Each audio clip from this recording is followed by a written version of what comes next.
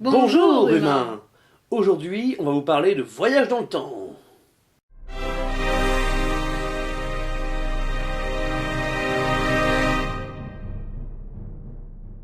Le voyage dans le temps est une idée qui existe depuis très longtemps dans les mythes. On la retrouve par exemple dans l'hindouisme et le bouddhisme.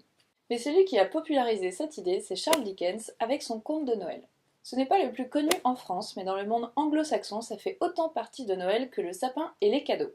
Dans cette histoire, Scrooge est hanté par un fantôme qui lui fait visiter les Noëls du passé, du présent et du futur.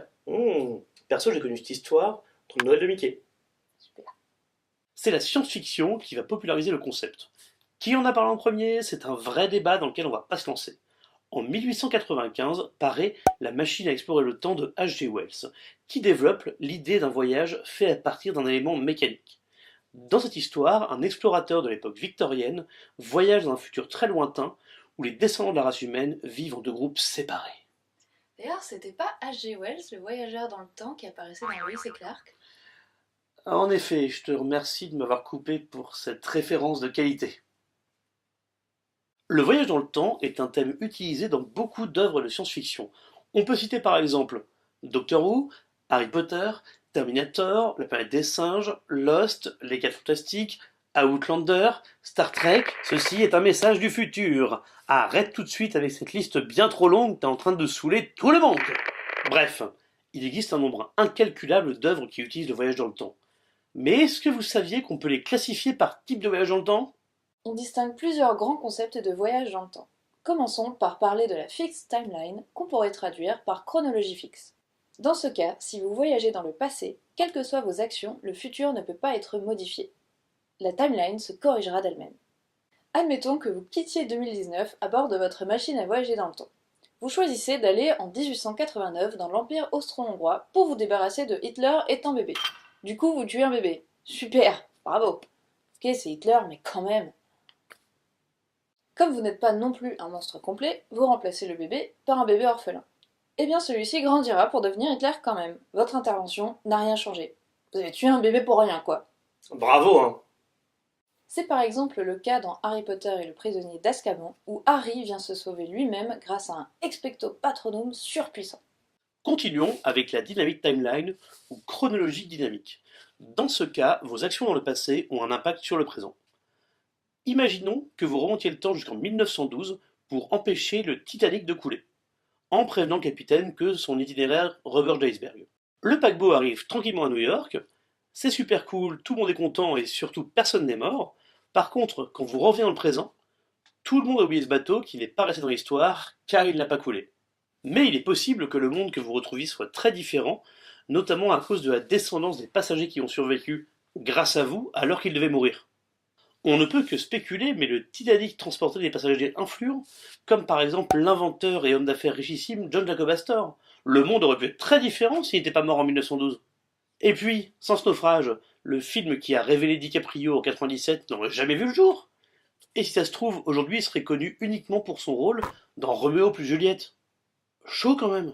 Ce type de voyage dans le temps est celui que l'on retrouve dans Doctor Who ou encore dans Retour vers le futur, où seuls les voyageurs temporels ont conscience des changements qui s'opèrent. C'est également dans ce genre de chronologie que l'on peut retrouver une version de l'effet papillon. La moindre action d'un visiteur du futur peut avoir des effets catastrophiques. Parce que si tu la lances, voilà ce qui va se passer. Tu vas rater la poubelle de quelques centimètres et la canette va tomber au sol. Ensuite, ton ami va annoncer qu'il a une grosse envie d'aller aux toilettes, ce qui va vous pousser à rentrer chez vous sans que vous ne ramassiez la canette restée au sol. La présence de cette canette va entraîner d'autres gens à vouloir lancer leur canette dans la poubelle et ils vont tous rater. Chais.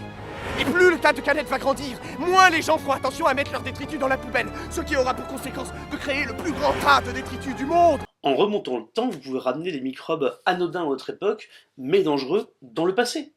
Ou alors vous pourriez empêcher deux personnes de se rencontrer, genre les parents de Gandhi par exemple. There is no shame in deterrence. Having a weapon is very different from actually using it. Imaginez un peu le bordel.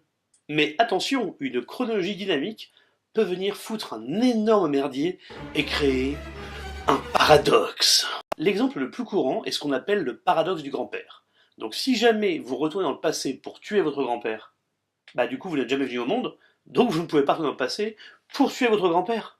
Et en faisant ce genre de conneries, vous vous retrouvez dans une boucle temporelle condamné à tuer votre grand-père et à disparaître et recommencer à l'infini. Secondo, cette rencontre créerait un paradoxe temporel dont l'issue engendrerait une réaction en chaîne qui pourrait déchirer le tissu même du continuum espace-temps, provoquant la destruction totale de l'univers. Hypothèse la plus pessimiste, je te l'accorde. Bravo, hein. Super boulot les gars. Enfin, parlons du multivers. Cette théorie sur le voyage dans le temps part du principe qu'il existe un nombre infini de chronologies alternatives dans un nombre infini de mondes parallèles. Dans cette théorie, si vous retournez dans le passé pour tuer vos grands-parents, rien ne change. Vous avez simplement créé une timeline alternative où vous n'existez pas, mais vous ne disparaissez pas pour autant. Et surtout, vous ne pouvez pas retourner dans votre timeline d'origine. Du coup, vous vous retrouvez coincé dans un univers parallèle. C'est con, hein? Fallait pas tuer vos grands-parents! On peut voir ce phénomène de multivers dans le reboot de Star Trek de 2009 et dans la saga Flashpoint sortie chez DC Comics. Ceci est un message de service. Ne tuez pas vos grands-parents. C'est juste un exemple. Les nerfs à vif ne soutiennent pas le meurtre de grands-parents ou de bébés, même bébé Hitler. Merci. Alors, on a cité Doctor Who dans la partie sur les chronologies dynamiques, mais la façon dont cette série interprète le voyage dans le temps va au-delà de cette théorie, notamment avec le concept des points fixes dans le temps. Ce sont des événements qui arriveront quoi qu'il arrive. Il s'agit en fait d'une vision de la causalité. Si vous empêchez un événement de se produire d'une certaine façon, il se produira forcément d'une autre façon. On y retrouve donc des éléments de chronologie fixe. On a beaucoup parlé de voyage dans le passé, mais le voyage dans le futur est également très populaire. Un de mes exemples préférés est le film La planète des singes. Attention, hein, l'original, pas la daube pourrie de Burton avec Mark Wahlberg. Dans ce film, le voyageur du temps, joué par Charlton Heston, se retrouve sur une planète qu'il croit extraterrestre, seulement pour découvrir dans une des meilleures fins de film de toute l'histoire du cinéma qu'il se trouve sur la Terre dans le futur.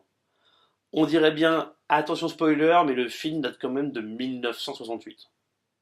Mais attends, il y a aussi la fois où Superman, pour sauver Lois Lane, il a fait tourner la Terre dans le sens inverse pour remonter le temps.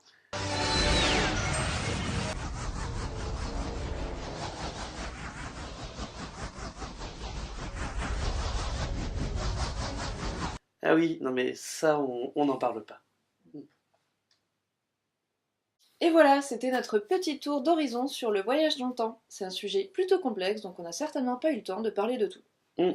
C'est clair. Moi, par exemple, j'adore l'album de Blake et Mortimer, Le piège diabolique, où le professeur Mortimer se retrouve à voyager dans différentes époques. C'est absolument génial.